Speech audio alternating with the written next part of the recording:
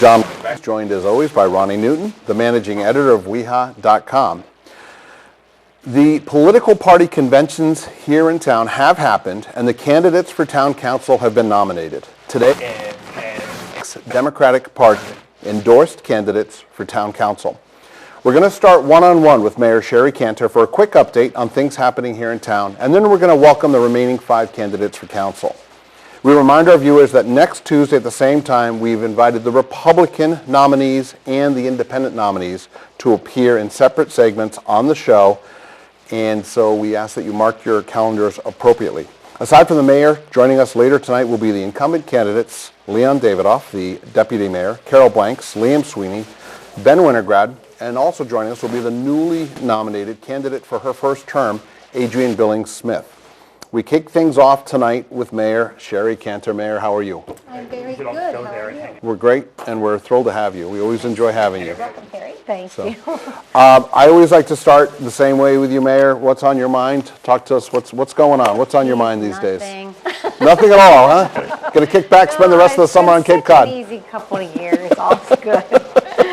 No, I think we all should be thinking about that we're still in a pandemic and what that means for us in West Hartford and the state and obviously the country. So I think we all have heard some recent CDC guidelines that have come out. There's some new research talking about the fact that vaccinated people, although they are protected and it is critical to get vaccinated, might have the ability to spread COVID, and that was not thought to be the case before, or was not understood, right? And so the CDC now feels that that might be the case, so that could govern how we all are when we're in enclosed spaces. So we obviously want to make sure that West Hartford continues to be incredibly vaccinated, and I just wanted to give you our numbers. I just got updated numbers.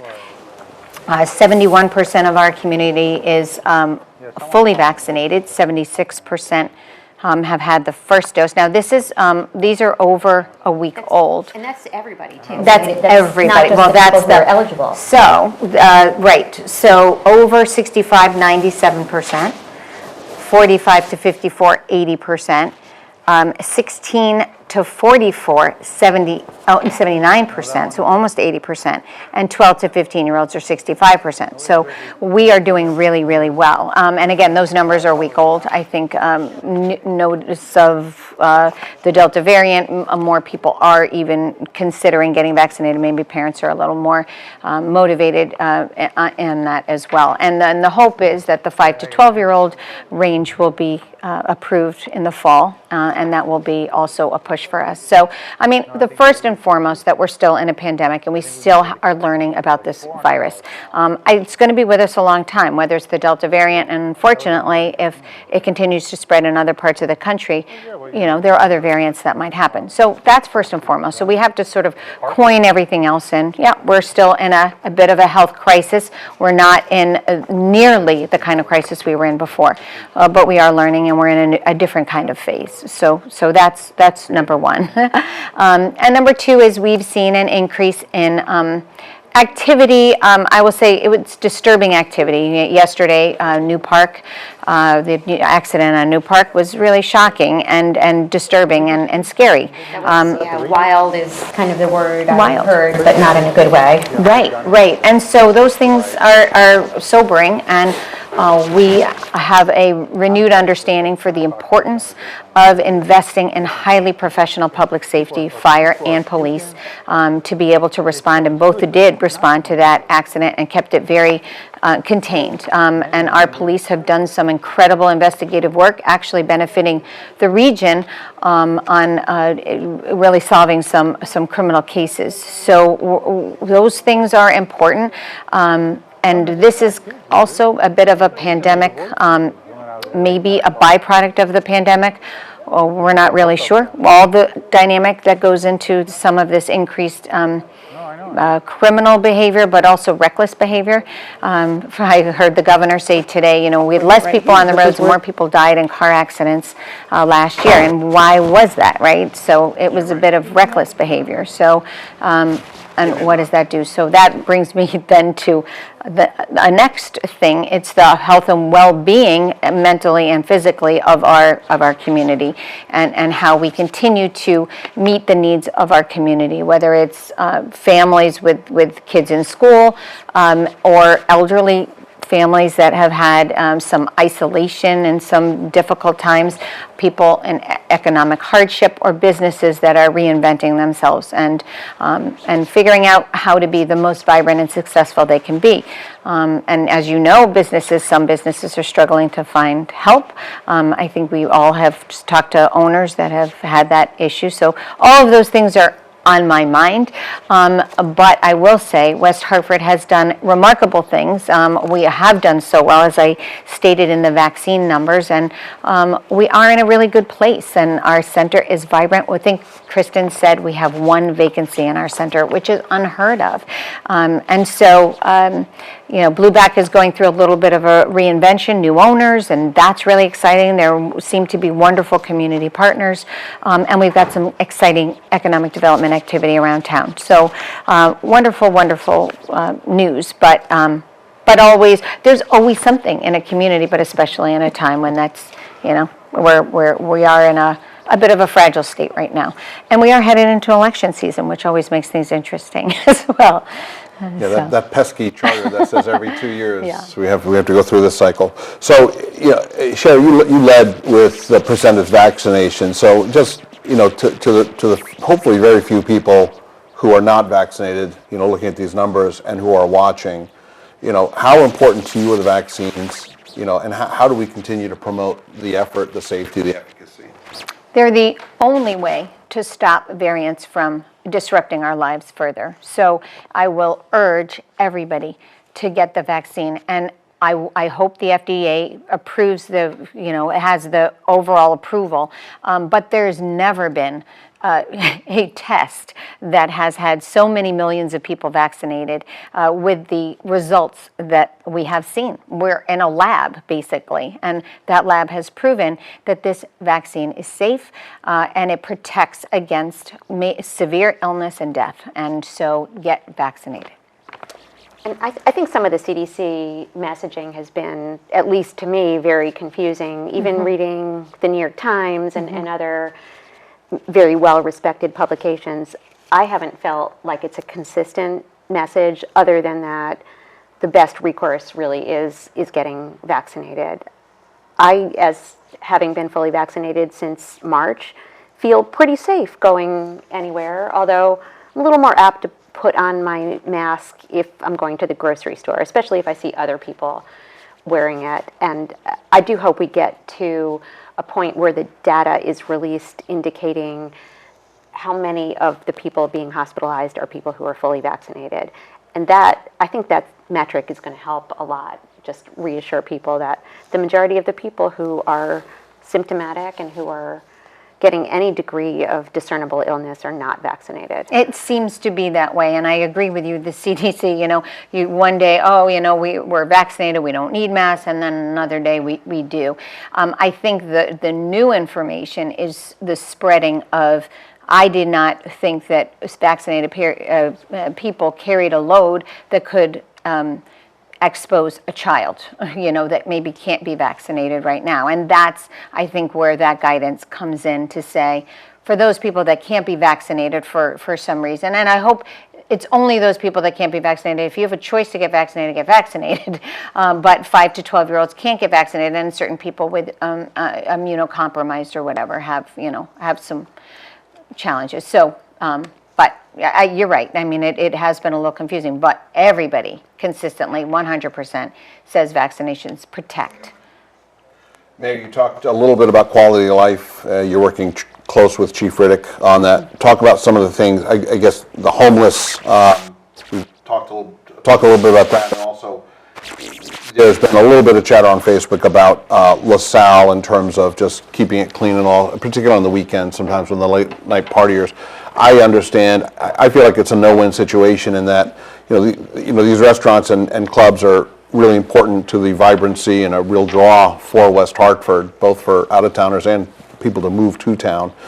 Talk to us a little bit about that. What are some of the challenges we're seeing? And So panhandling really has increased in town, and it's gone in ebbs and flows, I think, through in years, and it also has a climate, seasonal, I think, impact. So we actually have joined with social services, the police department, social services, and even the health department, in some instances, have approached homeless people that are not homeless, people that are panhandling that might not.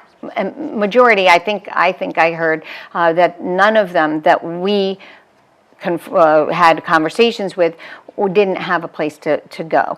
So, I will say that I'm sure that we have gotten a lot of feedback on panhandling. There's rights that people have, and so they have the right to, anybody has the right to stand there and hold a sign, but they don't have a right to stand in your way, force you, or to come up to you and bang on your car window. That is something the police can take action on. But most panhandling that is happening in town is, I think people are returning because West Hartford's a very generous community, and people tend to give, and they want to do good things.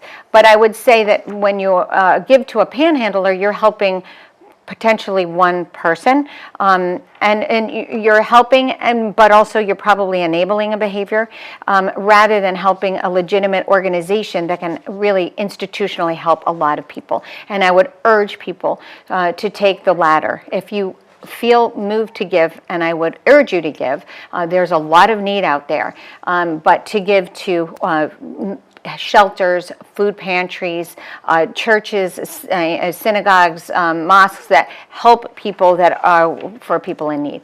So I would, again, urge you. And we also have the Town That Cares Fund, if you're a West Hartford resident, that helps residents that are in need, whether they can't meet fuel, whether it's fuel assistance or food. That's a really important service that we provide, and that's our nonprofit. And so please feel free to give to that and explain that to your children, why you are not giving to that one person.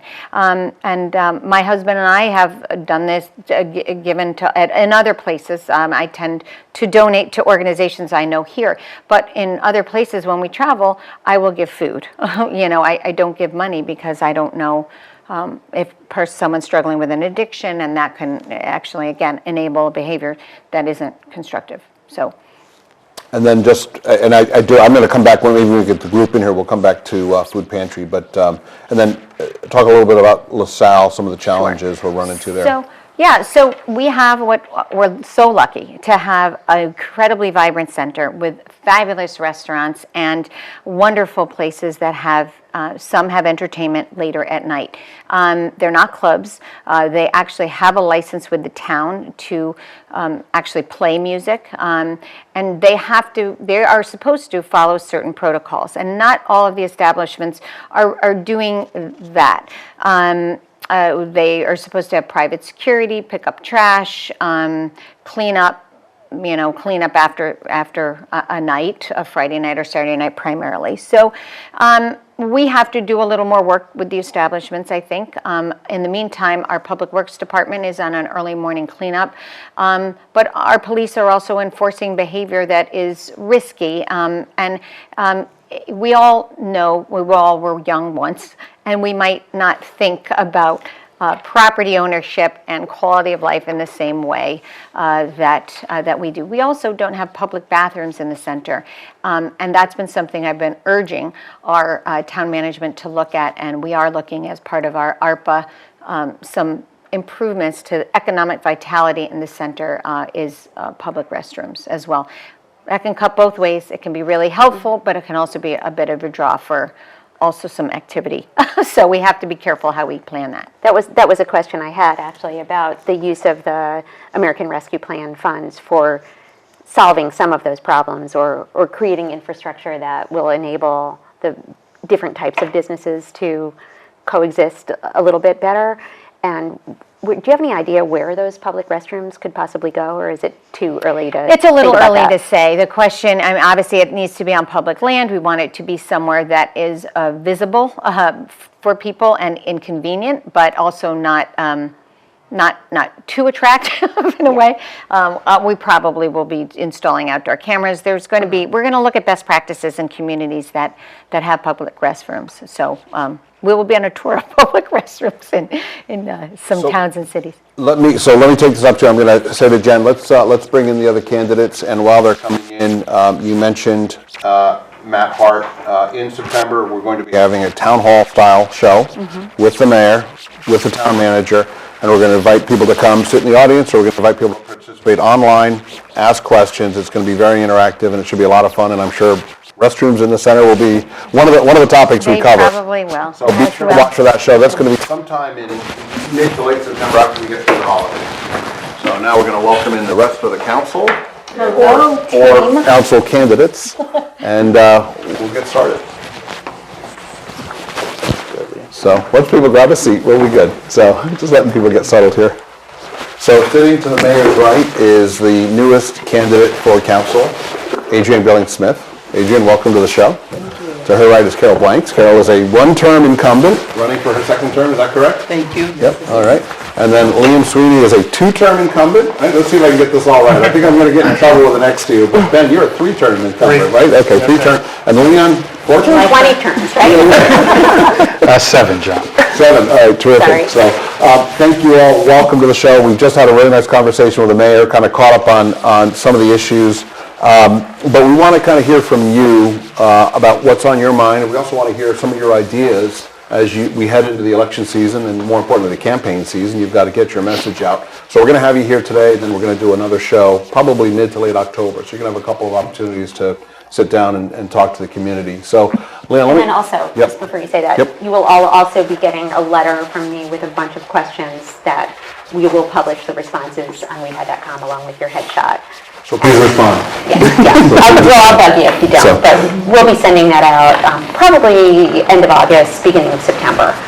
And a warning now, I don't edit them, so everybody needs to Check your grammar. Well, I do that.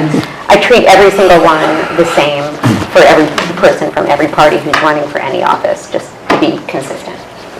So, Leon, let's start with you as the veteran outside of the mayor, the veteran of the group. I always, and those of you that have run and been, I've sat down with in the past, I always ask, the same question, like, what's your big idea? And I think before I get into that, I think this year was a great year for big ideas. And I particularly want to point out Mayor Cantor and Ben Wenograd. Really exciting things happened. We can talk about the pension obligation bonds, huge victory for the town, huge victory. And Ben, you had a huge win, and I know you've got really big ideas, and we're going to get into them about, some of the real estate, what could be done to help encourage more people to come to town. And you already had a win starting that with the accessory dwelling unit, so we're going to talk about that. So, but let me start with you. Here we are going in, so this would be your 7th term we're heading into, right? Or 8th? 8th term. 8th term. What's your big idea? What do you really want to get done in the next 2 years? What's really near and dear to you? Okay, so what's important to me is to work collaboratively with my colleagues on the council, whether they be Republicans or ACP people or Democrats, because it's all of us together to accomplish things. And I think that's what we need to do. So it's not what's Leon Davidoff's big idea, it's what's good for the community. And I think that's what it's about. It's about listening, it's about learning, it's about being reasonable. So I think that goes into all the decisions that I take. And I think it's important that we look at that perspective when we decide things. So whether it be economic development projects, and those always have zoning components, and I absolutely love zoning. So I think that we need to understand what goes into a zoning application. The applicants hired professionals. They spent tens of thousands of dollars to get it to the council table. And we need to act as though we want to encourage business. We want to have that reputation in the state, in the region, in the nation, that West Hartford is open for business. I think that is a huge part of our next term, to grow the grand list.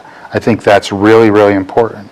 So any way we can accomplish that is a good idea. And any way I can assist my colleagues in understanding how to do that with my years of experience, I'm more than willing to do that. What does the town need most of all to grow its grand list? What does West Hartford really need? Is it housing? Is it Wegmans? Is it? Well, Nobody says that.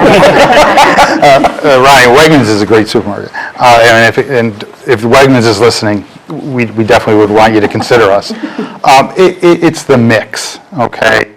You need residential housing, you need multifamily housing, you need corporate workplaces, you need retail.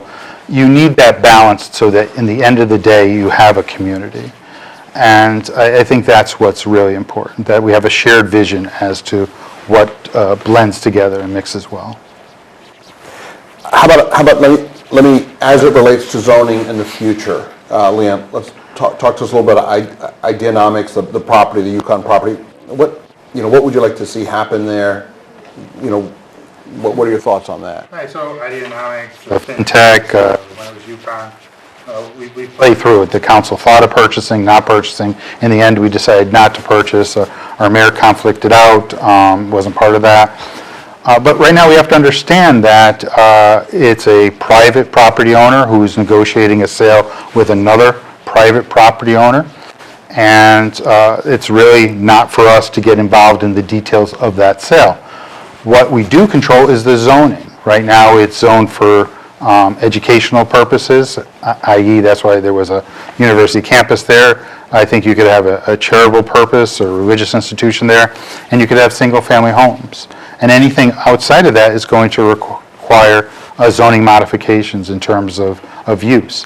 So hopefully the prospective and future owner of the property is going to come in with a really good plan, want to work with the town, work with the abutters, work with our community, and come out with something that's a win-win for everyone. So I'm optimistic that that will happen, and that will lead to economic growth and grand list growth. Ben, big year for you. Yep. Government moves slowly, but it does move, and you're a living testament.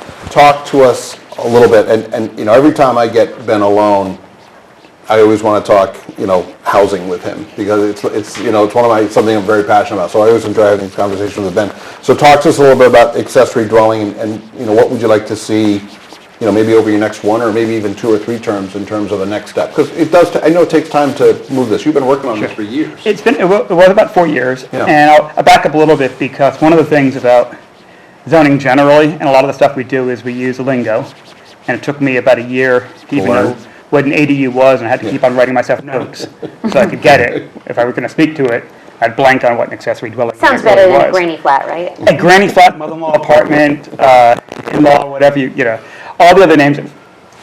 And you have these discussions, people would be opposed to it, and they can say, oh, like a granny flat. Oh yeah, I like that. And so I think the lingo kills us sometimes. But it really was, it was a missing, we talk about the missing middle, the type of housing that we didn't have in town. And that was basically prohibited by our zoning. And the rules made it almost impossible to do something that a lot of people, I thought, might want. And typically for West Hartford, I think this is a good thing, even if it can be frustrating, is we took our time.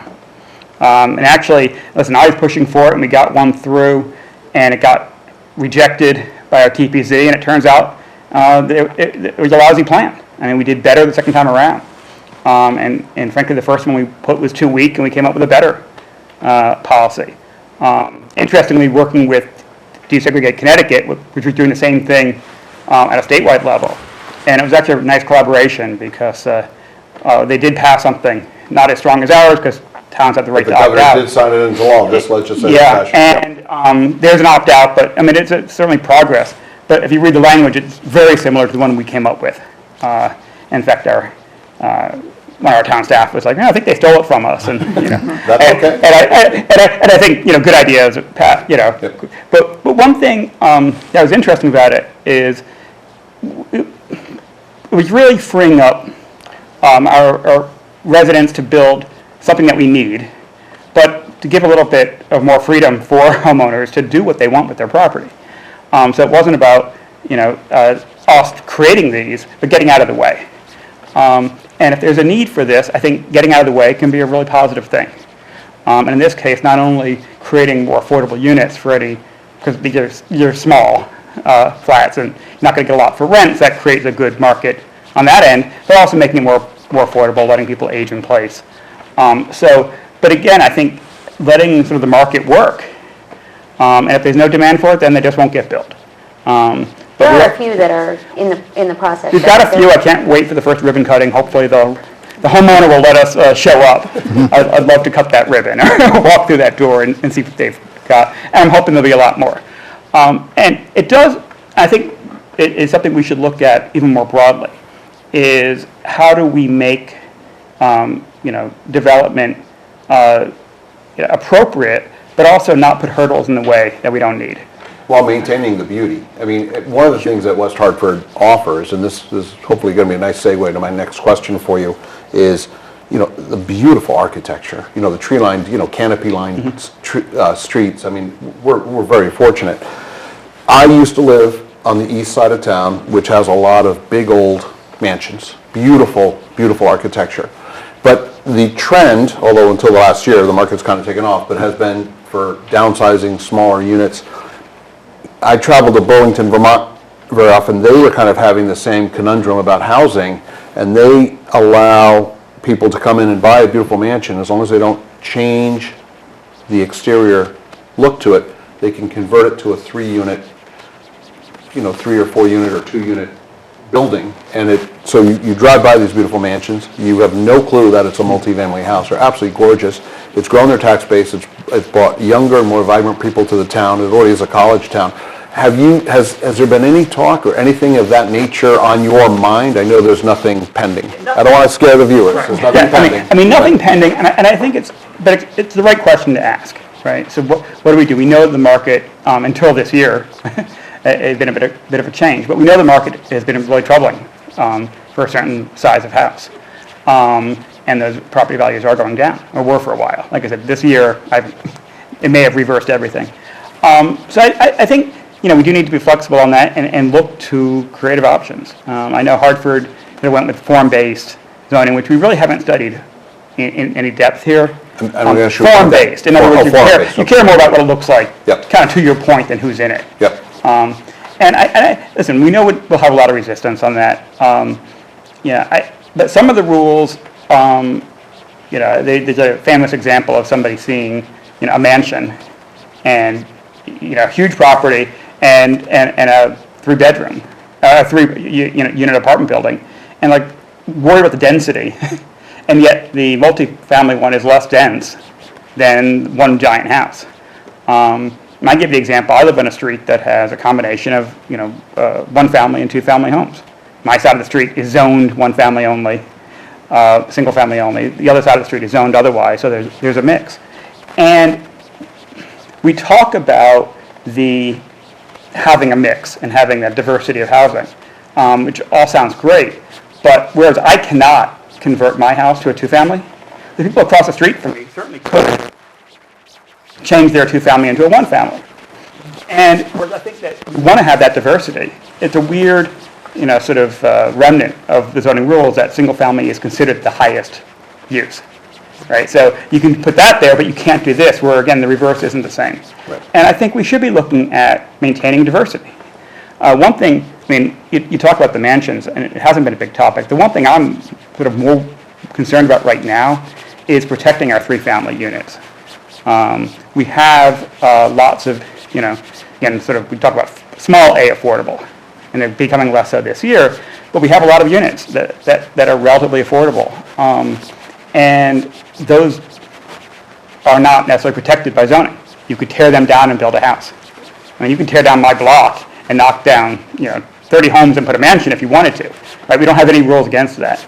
And I do think we need to sort of be very wary of allowing, the type of thing we see, shoreline communities, where actually you lose housing for people who can afford to build up. And I think we love the diversity we have in town, and the economic diversity is so necessary for a vibrant community. We have to make sure our rules don't make it possible to change all that. I don't want us to become some kind of A McMansion. an enclave, the rich people enclave, and a lot of very popular towns. You hear about places that are really hot and were kind of funky, or and then they become just rich people only, and that's not the kind of community most of us want to live in. So That actually happened. It wasn't a multifamily house, but it was a very small single-family home right behind my house that someone came in and bought it and knocked it down, and now there's a much, much larger home on that piece of property. and we definitely see that on the shoreline. Is very Yeah, common. Yeah, it doesn't happen in all the Hartford time. very often. We haven't had it happen yet, but I can certainly imagine If we keep trending up. if we it'll keep happen. trending up the way we have, and if the past year, keeps up like that, then it starts making economic sense to do that, and I think that would be a real shame. Adrienne, it's going to be, now speaking of big years, you had a big year. You successfully worked for the mayor and a whole lot of other people to rename one of our parks. You successfully worked for the mayor and a whole lot of other people to bring Juneteenth to the attention of everybody and make it I know now it's a federally recognized holiday, but you led the charge locally. I could probably spend the hour with you. The beautiful mural project, and I'm probably forgetting things. Todd, what inspired you to get so involved? When I moved to West Hartford When did you move to West Hartford? 8 years ago, Okay. After my son was born and after I had graduated from law school, we moved up to West Hartford. We loved the town. We loved the beauty of the town. We loved the diversity of the town because we saw it. But as COVID came, right, I saw less and less people who looked like me, or the representation wasn't out there because we were all locked down. So I thought to myself, I need to put a call out to our community saying that we're here. We are a diverse community. We do have things that we want to do. There are things that we can do in our community to keep moving forward, no matter if there's a pandemic happening or not. Just a little bit of being of cabin fever, a little bit, a little bit of the activist in me, a little bit of trying to figure out also with my legal mind what to do and how to help our community.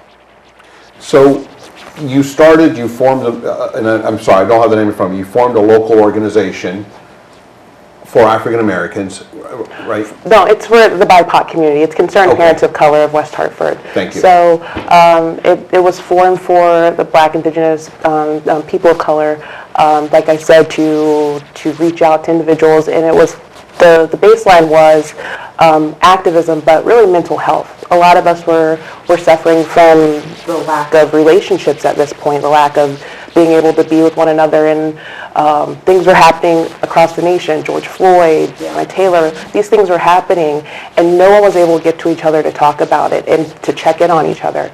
So, when I founded and the other board members founded Concerned Parents of Color, that was what we wanted to do. We wanted to make sure that people knew that they, like I said before, had a community, knew that they had the support, had these talks, and we made it deeper. We made it about families, multicultural, multiracial, LGBTQI families, So it Was was that just at the very beginning of the pandemic that it was formed? Yeah. Wow, I thought it's been around for a couple of years. I remember meeting you at a pride flag raising. Yeah. And you shared with me, and I don't know if you remember this one, what you were doing. And so that was a year and a half, A little over a year a little ago. over a year ago. Yeah. So most people redo their kitchen. When they, I did, and I just redid my kitchen. Okay, well, then That was a lot of fun of it. Talk a little bit about the mural. What inspired you?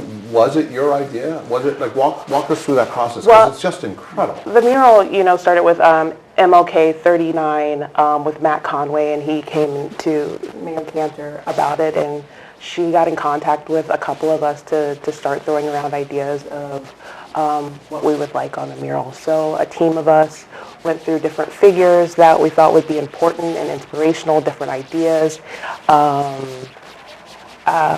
I'm type A, so I took the lead on it. But there were so many great people who were involved in ensuring the mural is what it is.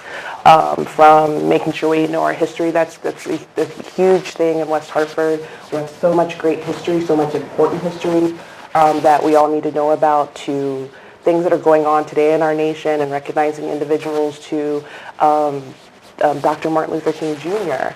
and and most importantly, the first in our town, Gertrude Blanks, Judy Casperson, Tammy Exum, and really uplifting our African American community was really important to us.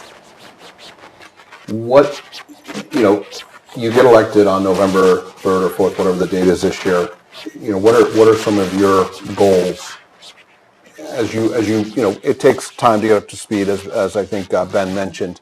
Learning what an ADU stands for and all that. What are some of your goals aside from the general learning curve stuff? What are some of the things that you've got on your list? Like you said, I'd really love to see this town do this. Well, when you're talking about policy, because of my organization, you really want to make sure that everything's seen through an equity lens. You want to make sure that these policies that we're passing, these ordinances that we're passing, zoning, that we're really looking and we're making sure that every individual in this town is being represented or heard or seen when we're doing this.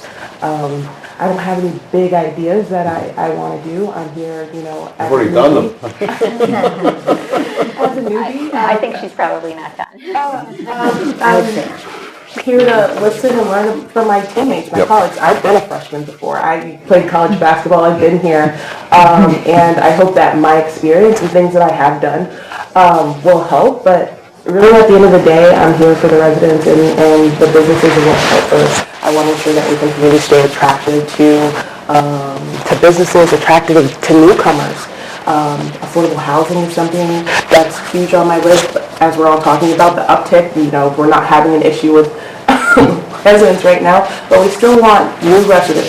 We want to still incorporate diversity. We want to see new families moving into our community, and we want that to be something that's a longevity issue. So that's something that's super important to me. Wonderful. Well, heck of a year. So, any questions on before we move on? No, I'm good. No, okay. So we're kind of working around that. Carol, you got one term under your belt. You're a veteran at this point. How does it feel? I don't think I'm quite there yet, but it feels great. You come from in terms of your experience, you started with Board of Ed. You also were the chair of the Board of Ed, and then you moved over to council 2 years ago. So, I guess grade's not the right word, but look back on your last 2 years. What are you proud of? What are some of the things that you really enjoyed and got out of serving for 2 years? Yeah, so thank you. First of all, I want to thank you and Ron as our highlight on this, because this is huge, right? But the last 2 years, my first term would have been my term. Right? We talked about staying prepared so you don't have to get prepared. So the board prepared me for what I didn't know was coming, like many of us. Right? So when I was sworn in November, little did I know a few months later that we hit this big pandemic and how prepared we have to be in order to keep our residents safe, keep our town staff safe. So for me, it was huge, right? Because this was a job. This wasn't a 9-to-5 job, and I had a 9-to-5 job. This was a 24-hour job.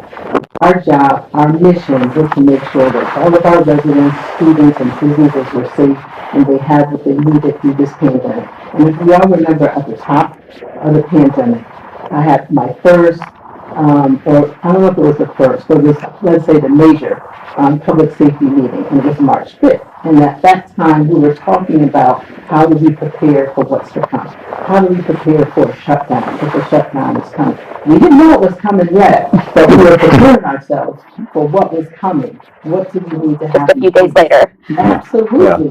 And then later, boom, everything shut down. But it was great, Ronnie and John, is to be with your team members, where everybody was all working at the same level. Everybody rolled up their sleeves and was like, okay, what do you need me to do? Our mayor was our terrific leader.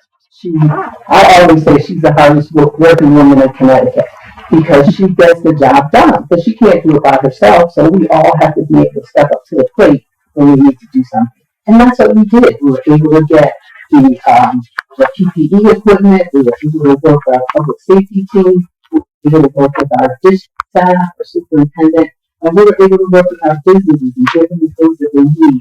We all work in collaboration, and that's how you get things done. That's how we become an attractive town. That's the town that everybody wants to be, because like West Hartford is still business. I wish I thought Take care of people too. it takes care of the people. So at the same time, you mentioned public safety, and you are the chair of the public safety committee for the town council. In addition to the pandemic, public safety has been very much on the forefront in terms of George Floyd. And how have you been able to handle that other major issue that's happening at the same time? Absolutely, absolutely. So if you remember, the police accountability has rolled out during that time. And hats off to Chief and Assistant Chief Tara, who took that bill and they really dived into that and talked it out. If you also remember, we had community conversations. Our chief also had noon talks as well as evening talks. I think it was considered lunch and dinner, where they were open and received calls from our residents and businesses about their issues. We also looked at the civilian police board. We had a board in place, but we recognized that that board was outdated and we needed to do something different to reflect what was happening now. That's huge. Right? We need to have a board that was diverse and reflected our community as well as the businesses, and really reach out to our people and let them know that we're being heard. We're here to represent you. We're here to listen to you. And I think that was a huge accomplishment for our town in the time that we did it. We marched forward, we had objectives, and we were able to accomplish it. And again, it speaks volumes when you collaborate, because you can get a bunch of things done. But everybody has to be willing to step up and do the job. And I should point out for all of our viewers at this point that every one of these folks over here is volunteer. Not one of them is paid to do this. And I remember when COVID first hit, I just kept saying to myself, I cannot imagine what the council is going through in terms of the time commitment and the effort to protect the people here. I couldn't imagine what you guys were going through. So it was nice of you to give us a little insight. And they are unpaid volunteers, so don't beat up the politicians. Send them a constructive letter. This isn't working for me. Could we try this? That's the way to do it. So anyway, So complain brings solutions. Exactly. One of the best things I think I ever learned from a manager was don't just complain to me. Yeah. Often complain, but then offer a solution. Yep. But it's hard to come up with a solution and execute. So, I don't think we barely said hello. So, how are you? So, Liam, I'm going to pose the same question to you. But I also want to talk about some of the development going on. I know you're very passionate about getting a youth center together. Why don't we look forward, and we'll talk about the last 2 years. Talk about some of the things you're working on that front. Elmwood Development, Youth Center, Fast Track Transit, that sort of thing. Yeah, I mean, I think one of the first things I expressed to the mayor when I came on is that there needed to be improvements in regards to the facilities that we provide to our young people. As someone who can remember going to the Elmwood Community Center, going to the Teen Center, one of the first things I did was go revisit it when I first joined, and forgot how small it was. And now it's basically in a janitor's closet at Elmwood Community Center. And so, every one of my council members have heard me harp about this at any opportunity I can, that we need to have a more comprehensive plan for what we're going to do with our kids, because this is an issue. We have a growing, changing community, and we need to do more for our kids because they are our future, and it's what we pride ourselves on as a community. It's not only just our educational system, but what are we doing for them after school. But the mayor has really kind of let me grow in this space, but more so, she really put her shoulder behind, listening to the staff when the recent opening happened with St. Bridget's, and really pushed the staff to be aggressive with pursuing that development. So kudos to the mayor for really pushing that, and for the staff to know that was a priority for everyone here. I think everyone on here has heard me ad nauseum talk about it, so I think it's been kind of a collective effort of understanding what we need to do and where we need to go. And Carol has kids who just recently got out of it. She knows better than most of us, and Shari and both Leon and Ben all have kids that grew up here in town, so they all know the need for that. So it's it's a real thing that's kind of brought us all together, and it's great to see it kind of start to take shape. With we should say, a donation by the state. Yes. The $2.5 million that was granted last week. Yeah, I mean, credit to the state delegation, but again, I want to also give more credit to the mayor for really, I know that she had a few conversations with the governor about that. And I know that those things don't happen on accident, particularly with this administration giving out very rare bonding. So I know that both the delegation and the mayor worked really hard to get the governor on board with that. So that's fantastic. What about, Liam, and I'll address this to you. What about some of the other redevelopment projects? Children Museum property, Elmwood Community Center, Faxon Library. I'm not intimate with the zoning at each location, but what are, I know it's private party transactions, but what are your thoughts on what could happen there? What are some of the opportunities? Well, I mean, again, this is still TBD, right? This is kind of, but it's also very, very timely with what we've dealt with over 2020. We're kind of dealing with things as they come. But this opportunity came, and I think where, I learned from the mayor and other people's input was that not only does this need to be a recreational center, but this needs to be a cultural center. And to be kind of more diverse in thought of what's being provided to the community. And I'm like Adrienne, I'm a basketball head, and all I was thinking about is that the town never had a place for me to ever go play outside of the high schools. And literally my friends and I would get on our bikes and ride off across from the other side of town to go to Elmwood, and we'd all meet up with people on the side and just go play in the small gym there. And so that was my idea, but I think that the mayor's idea is to bring the Faxon Library, other cultural pieces of the town into that place, because it also connects at the back of it to Beachland, and that would be a huge connection with that and the Trout Brook Trail across the way. Just a lot of really good synergy, and I think going to what Ben was talking about in regards to development, what you're talking about, John, is like one of the words that use that often, but is really prominent in development is connectivity. And that's something that West Hartford really kind of misses on, because we don't have a great public transportation system. It's something that we're obviously working on. I know the delegation and the mayor are working on potentially getting us a train station maybe down the road. That would be fantastic. But connectivity really makes it development possible for everyone, right? Not everyone has a car. Not everyone wants a car anymore. And so having all of your big cultural pieces within town connected via some sort of public transportation would be ideal. Let me put Ronnie, more questions for anyone. I'm going to pivot back to the mayor. No, well, I guess my only kind of related question is, so if the St. Bridget property is turned into a new Elmwood Community Center and Cultural Center, and perhaps a library as well, what would you think would be good uses for those existing buildings right now? Yeah, I think that would go through, I think, kind of what Leon talked about, the town would probably, look to sell those properties. Ideally, I think it's a great place for housing too, right? Those are good places, but, I think those are things for the commercial industry to really kind of be creative. I think the town can be creative at times, but letting kind of private business think about what they can get in there. I think, we obviously don't want to see like storage units come in on New Britain Avenue. That's a big thing that we've actually fought with here in town. But things of that nature that are going to, again, create more of a vibrant community connectivity, and will grow us for generations. I think someone at the last public hearing said we needed a community center that's for 2050, not for 2020. Mm-hmm. And I think that's kind of the thought process that I know the mayor is bringing, and I know that the staff and everyone here is thinking about.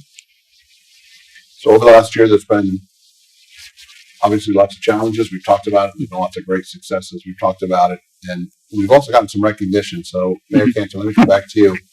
We've gotten at least 2 articles that I've got noted here. I actually think there's a third. I'm trying to remember what the source is. Talking about West Hartford, Connecticut being an outstanding place to live. Talk to us a little bit about I've written a lot of those that. articles. Exactly. Ronnie has, there's lots, dozens. But not the New York No, the New York Times, actually, there's two that I'm aware of from the New York Times, but there was one that I sent you from, what was that, Wine Enthusiast? Oh, yeah. Which was, that is a pretty wide distribution.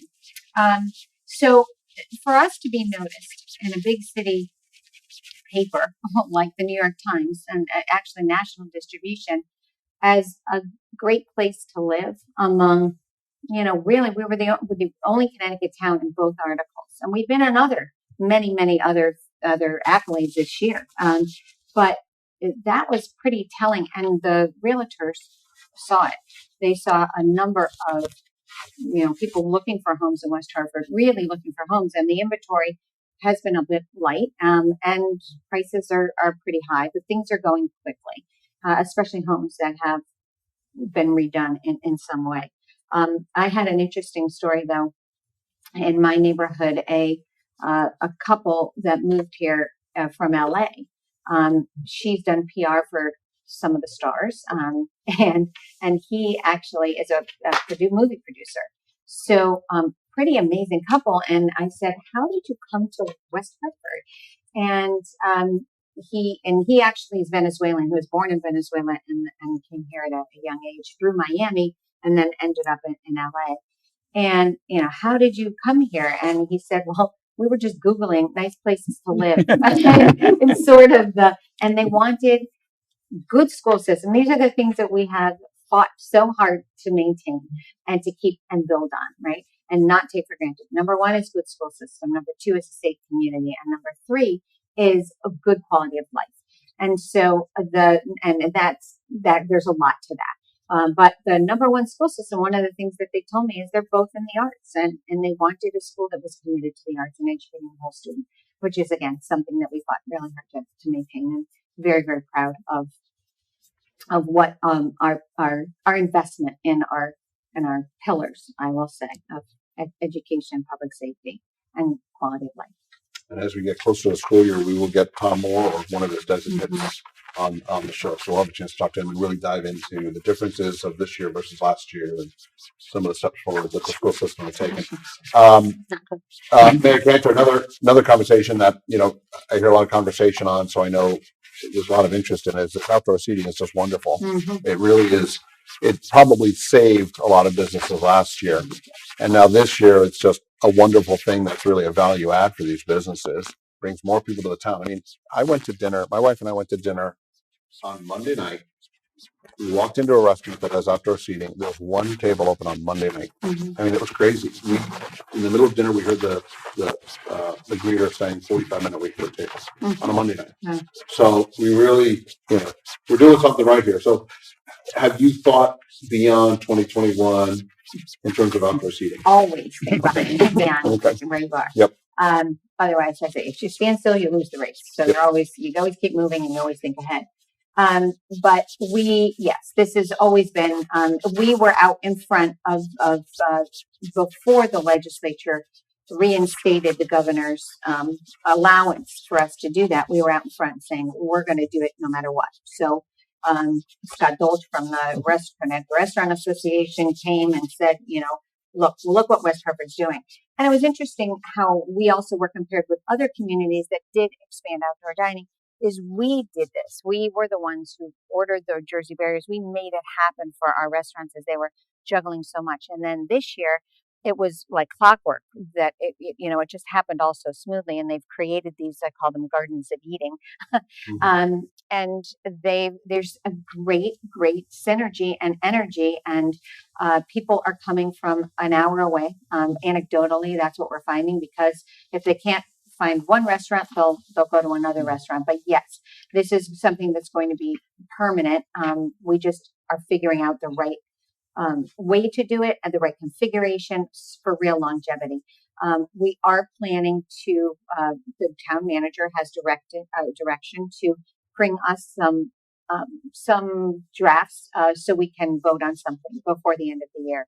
And then we're going to maybe take some of the ARPA investment money for, again, long-term investments is what this money is really needed to be used for, and figure out how we can benefit our infrastructure, whether it's expanding sidewalks, providing public restrooms, doing the things to make sure that people continue to come to the center, and it's a real draw, and it supports the restaurants, and so we're excited to go to the next phase.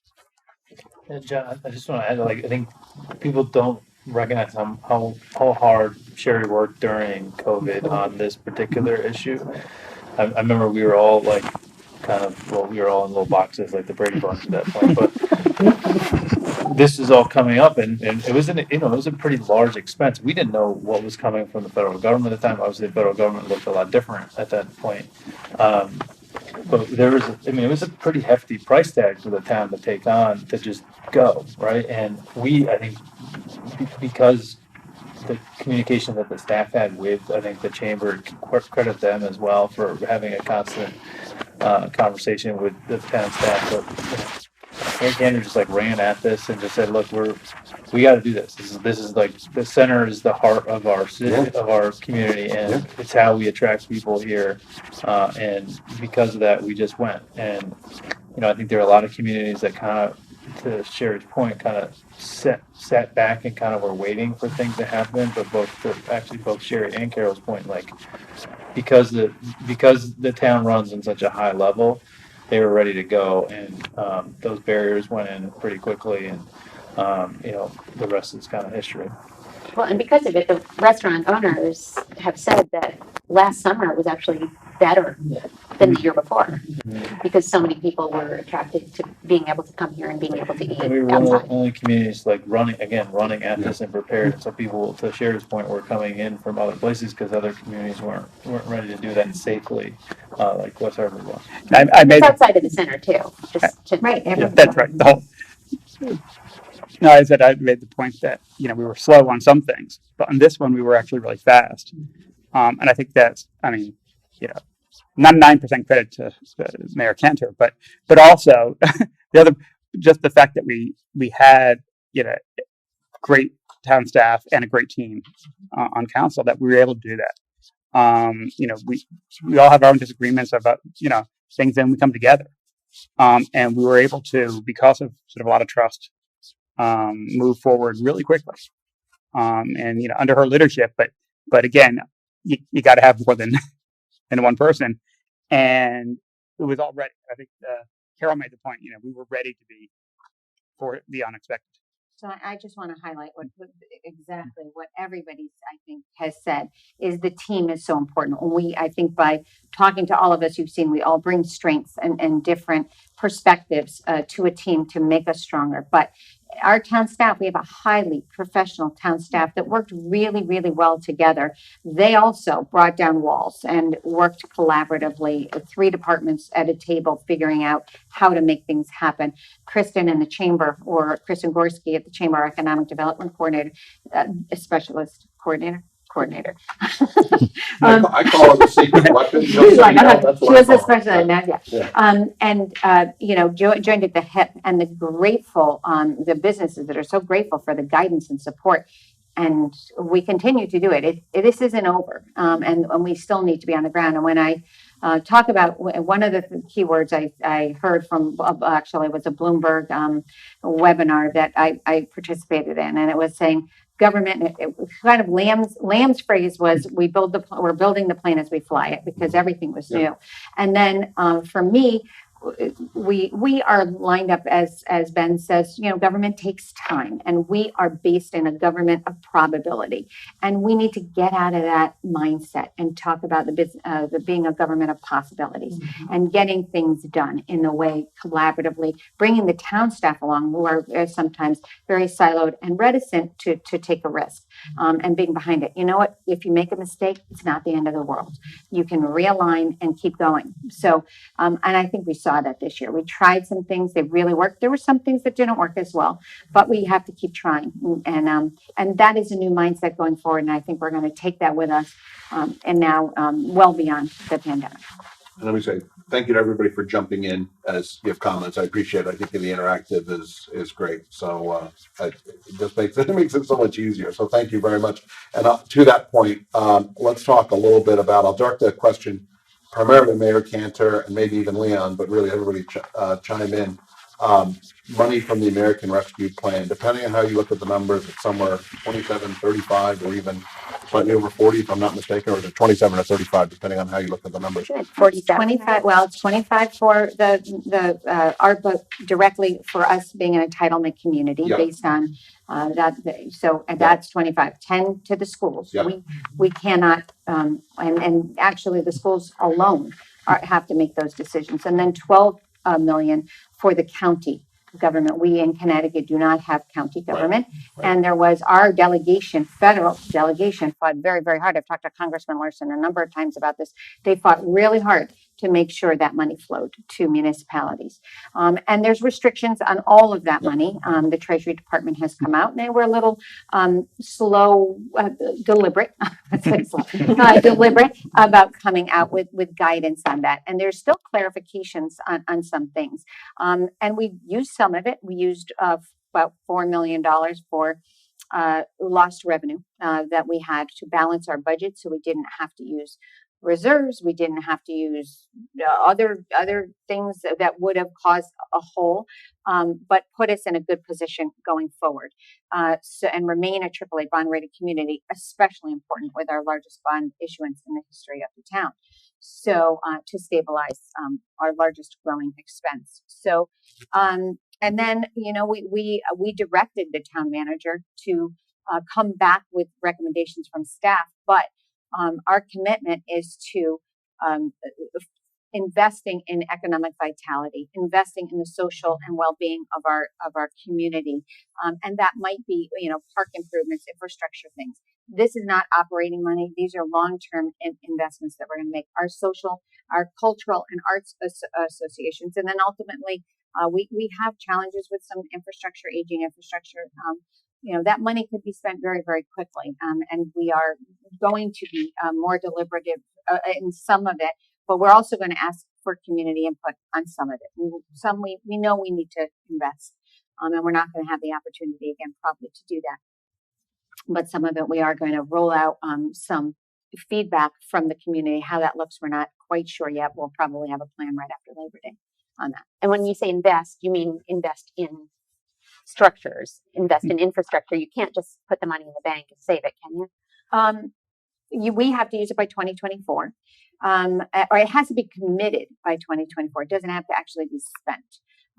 So investment could be in human, right? Investing in could be social programs, right? It could not only be brick and mortar, but the understanding is that we're not going to have this money long term, so we don't want to develop a structural hole either. So understanding that that there will be a balance, but I don't know. So we recently spoke about how we were going to apply these funds at a finance administration committee meeting, which is probably wasn't well viewed. I don't think it was even on community television. And a lot of things Mayor Cantor just said is going to be our approach. And I think one of the key aspects was that we're going to get community involvement because the 9 of us really aren't the entire community. We really need to hear from all our stakeholders to see what their needs and what their wants are, and see if we can accurately reflect those in the decisions we make. I think I mentioned earlier at a council meeting that I read this article, and it outlined different types of communities in America and the approaches that they might take with these funds.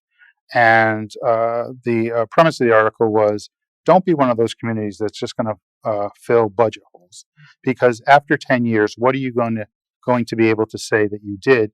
And all you're going to say is, well, I stopped the bleeding short term.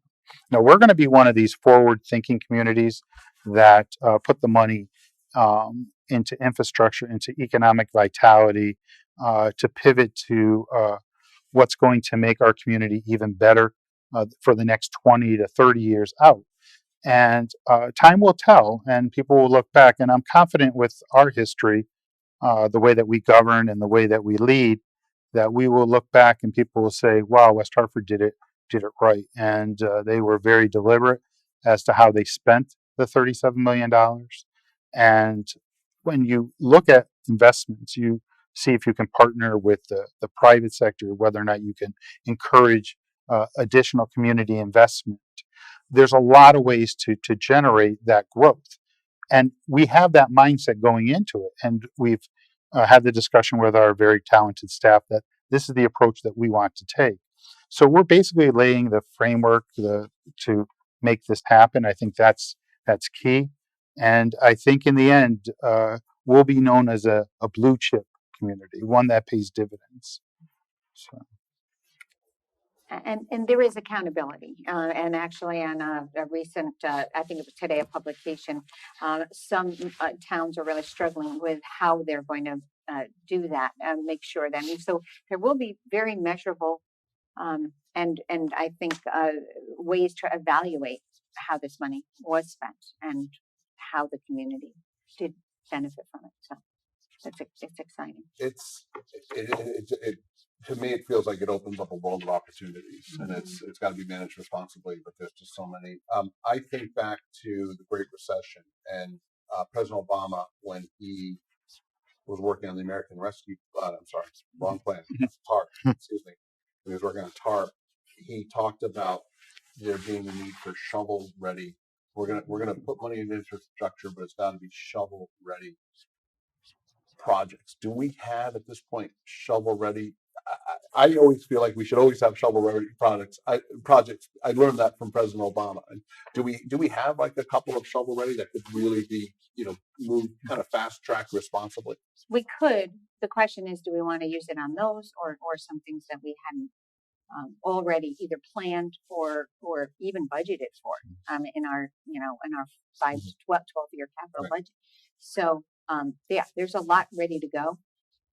We have to evaluate whether do we want to keep on that plan that the town was already on, or do we want to be additive and do that. So yes, we have plenty of shovel projects. It's funny because I felt like when he said it, I loved the term, and I said, hey, great, really responsible communities, they've got shovel-ready projects that maybe are unfunded, but that's why I love that we have it. So a shovel-ready project that bothers me, actually, and I think that unfortunately, I do think that plan should have been grander, but it wasn't, and part of it was shovel-ready plan. So there's a bike lane in East Hartford, it goes beyond East Hartford, that just ends, and it was shovel-ready for a period.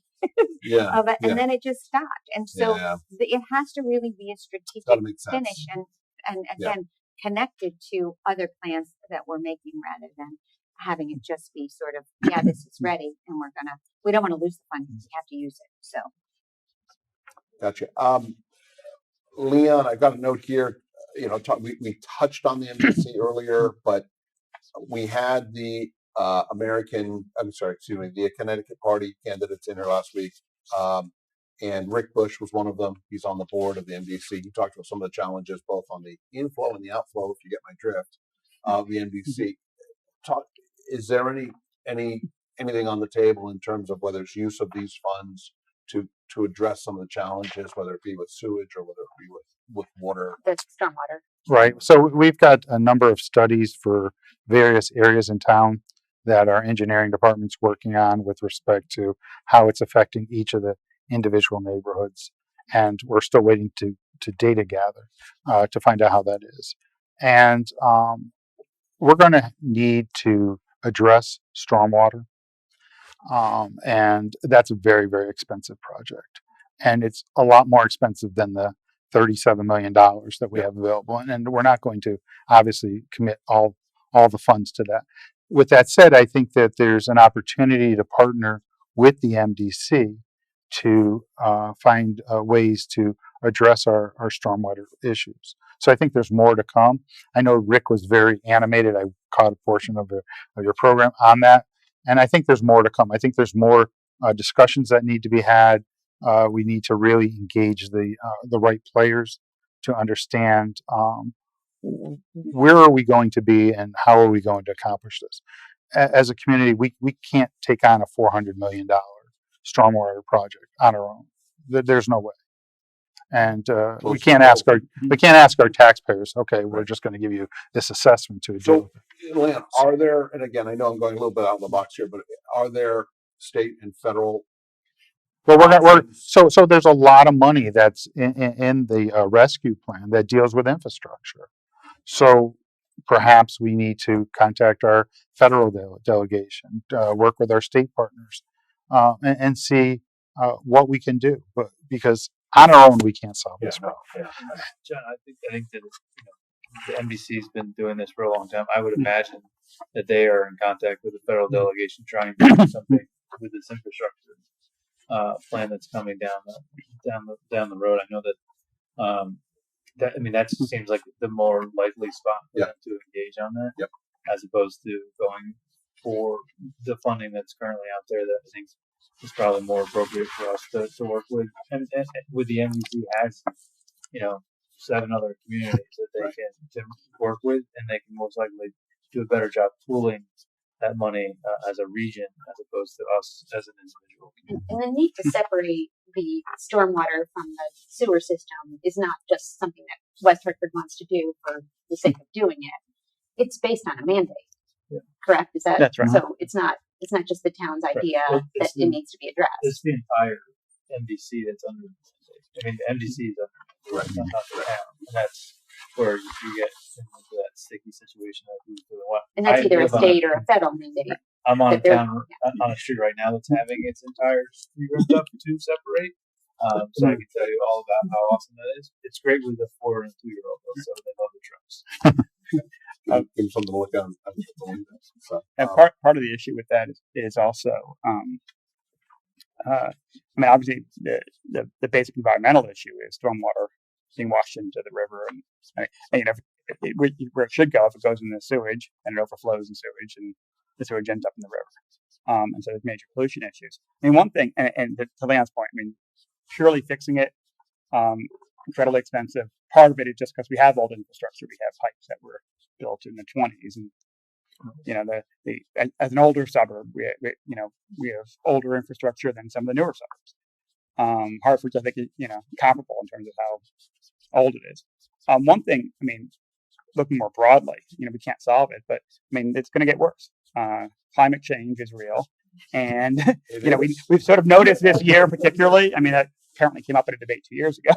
There was some question about it apparently, but we know it's real, and it's going to get worse. And so one thing that I'm kind of excited about that we're doing, what we can locally, is we have our carbon-free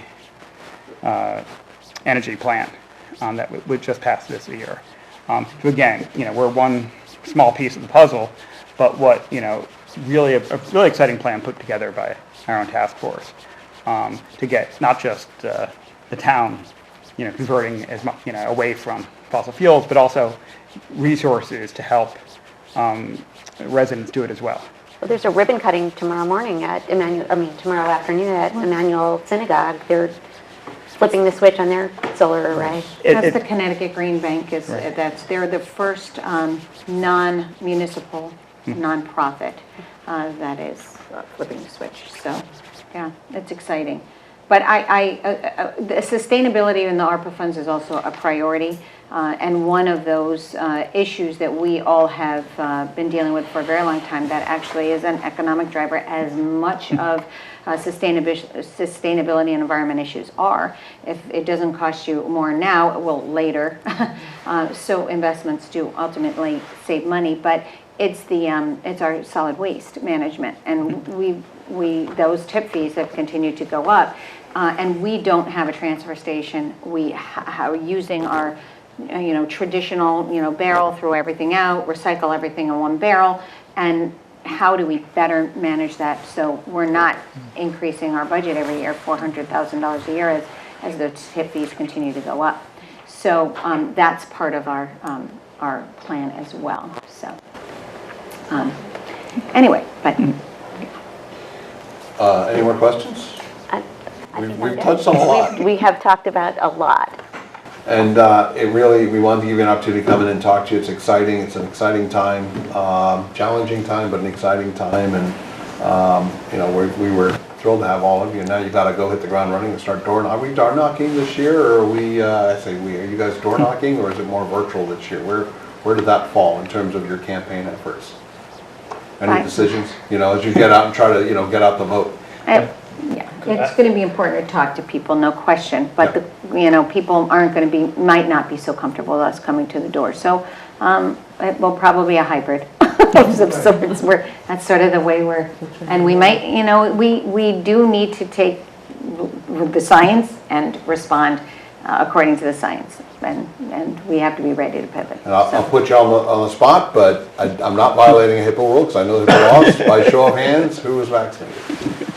There we go. Just to be clear, all 6, there we go. All 8 hands went up. So great. So good. Because I'll be asking everybody who comes on for these over the next couple of weeks. I'll be asking that question. I think it's a fair question to ask. So John, I think that I've done this a lot and campaigned a lot, and it's a great experience, and I encourage people in our community to take the opportunity to get involved in their local government. But I would say that serving with the people that are returning and adding Adrienne to our team this time, we are ready to go day one. We all have our passions, our expertise, our ability to lead and to govern, and we're, in my opinion, a bunch of individuals who want to do this respectfully, are willing to listen to everybody. We've got a great leader in Mayor Cantor, and our better days are ahead of us here in West Hartford. And I think the residents of West Hartford have witnessed during this pandemic what excellent democratic leadership looks like, how we were able to respond to our community, meet the needs, adopt reasonable budgets to fund those priorities. And as the mayor alluded to earlier, we're committed to our schools, we're committed to public safety, we're committed to quality of life, and none of that has changed, and nor should it. And it's really, really exciting to have somebody of Adrienne's caliber to join our team. We are not missing a beat, and we are ready to continue to be the leader in the region. It's no surprise that our community has been recognized statewide and nationally.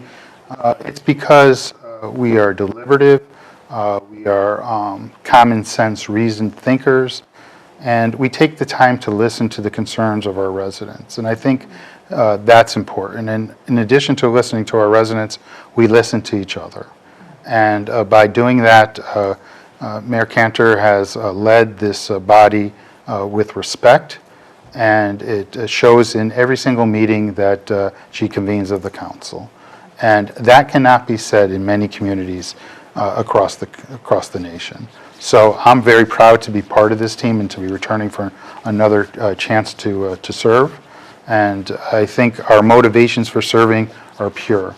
It's just to give back to our community, and at the end of the day to say we were volunteers and we did it the best we could.